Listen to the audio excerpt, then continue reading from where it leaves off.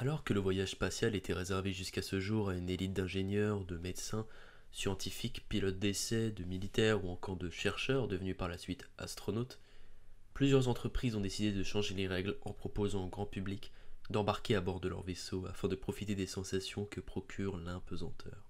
Dans l'histoire, quelques chanceux très fortunés ont eu l'opportunité de prendre place à bord de lanceurs à destination de l'orbite basse. Parmi eux, Denis Tito fut le premier non-astronaute à s'envoler vers l'ISS le 28 avril 2001 à bord de la fusée Soyouz. Il resta près de 8 jours en orbite dans la station spatiale internationale. Un rêve plutôt fou à l'époque qu'il a pu s'offrir pour un montant de 20 millions de dollars. D'autres touristes ont pu saisir une telle opportunité, comme le Sud-Africain Mark Shuttleworth en 2002, l'Américain Gregory Olsen en 2005, l'Irano-américaine Anousheh Ansari en 2006, le Hongrois-américain Charles Simoni en 2007, Richard Garriott en 2008, fils de l'astronaute Owen Garriott qui a notamment volé sur Skylab 3 et STS-9. Le dernier touriste en date ayant séjourné dans la station se nomme Guy Laliberté.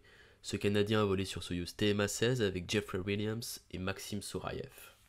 À l'heure où les longs séjours orbitaux se standardisent et à la veille de la fin du programme ISS, prévu pour la moitié de la prochaine décennie, les agences spatiales ont dans leur ligne de mire l'installation d'une base lunaire permanente, un avant-poste indispensable avant de conquérir la planète Mars.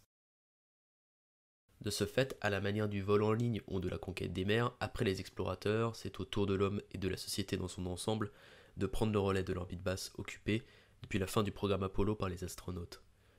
Dans ce contexte, deux entreprises se positionnent sur le marché du tourisme suborbital qui est moins coûteux qu'un accès à l'orbite basse. D'un côté, on retrouve Blue Origin et son véhicule New Shepard, un petit lanceur réutilisable qui propulse une capsule pressurisée offrant un volume habitable confortable. Elle peut accueillir jusqu'à 6 passagers.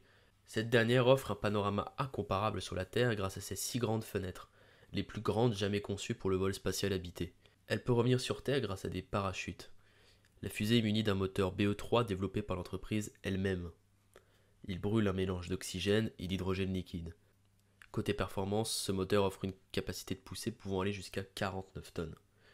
La New Shepard cumule 11 vols de démonstration, tous réussis depuis le 23 novembre 2015. Le dernier vol de la New Shepard date du 2 mai dernier. Durant ce dernier essai, elle a dépassé la ligne de Kármán frontalière avec l'espace en atteignant 105 km d'altitude. On attend donc le premier vol commercial avec impatience. Face à l'entreprise de Jeff Bezos, on retrouve l'entreprise Virgin Galactic fondée par le milliardaire britannique Richard Branson. La filiale de Virgin Group a pour objectif d'amener des touristes à la frontière de l'espace à bord d'un vaisseau transporté puis largué à l'aide d'un avion. Entre 2010 et 2014, l'entreprise réalise ses premiers vols expérimentaux qui lui permettent d'obtenir en mai 2014 le feu vert des autorités américaines pour les vols commerciaux. Hélas, à ce moment-là, lors d'un test, le VSS Enterprise s'écrase dans le désert de Mojave, tuant un pilote et blessant grièvement le second. Durant 2 ans, aucun vol n'a lieu jusqu'à la reprise en 2016. Afin d'envoyer ses futurs clients, Virgin Galactic mise sur le vol suborbital. L'entreprise compte placer son vaisseau, le Spaceship Two, à l'aide d'Eve, un avion chargé de le transporter jusqu'à une altitude avoisinant les 15 km. Une fois l'ascension effectuée, le VSS Unity se détache d'Eve, allume son moteur durant 90 secondes à une vitesse de 4000 km/h pour atteindre la ligne de Kármán et l'appareil se retrouve ainsi en apesanteur. La phase de descente est assurée par le Fixed-Ring, une procédure de freinage activée à Mach 1.4. Contrairement à New Shepard, le Spaceship Two ne possède pas de parachute en cas de problème lors de la phase de descente vers la Terre. Côté sécurité, on reste donc encore sceptique sur la solution proposée par Virgin, même si depuis les derniers vols, les deux pilotes ont gagné le titre d'astronaute, ce qui peut donner du crédit et rassurer les futurs passagers. Côté tarif, le ticket d'entrée pour embarquer dans l'aventure de Virgin Galactic s'élèvera jusqu'à 250 000 dollars. Loin d'être encore démocratisé, le vol spatial pourrait encore profiter quelque temps aux plus aisés d'entre nous. Dans le futur, une fois que l'homme aura goûté au tourisme suborbital, ce dernier voudra poursuivre sur les traces des pionniers en se rendant dans des stations ou hôtels spatiaux privés. Ceci peut nous paraître encore loin et flou. Cependant, des entreprises comme Bigelow Aerospace ont pour objectif de privatiser des modules de l'ISS. Après avoir installé le module gonflable BEAM en 2016 sur la station, l'entreprise annonce vouloir transporter des touristes vers l'ISS à bord de la nouvelle capsule habitée de SpaceX, le Crew Dragon. D'autres sociétés seraient également intéressées par l'offre de la NASA d'ouvrir l'orbite basse à des intérêts commerciaux comme Space Adventures, Nanoracks ou encore Axiom Space. Le tourisme spatial pourrait également s'orienter du côté de notre satellite. En septembre dernier, Elon Musk a annoncé vouloir emmener plusieurs clients privés vers la Lune d'ici 2023 à bord du Starship, auquel on a déjà consacré un épisode sur la chaîne.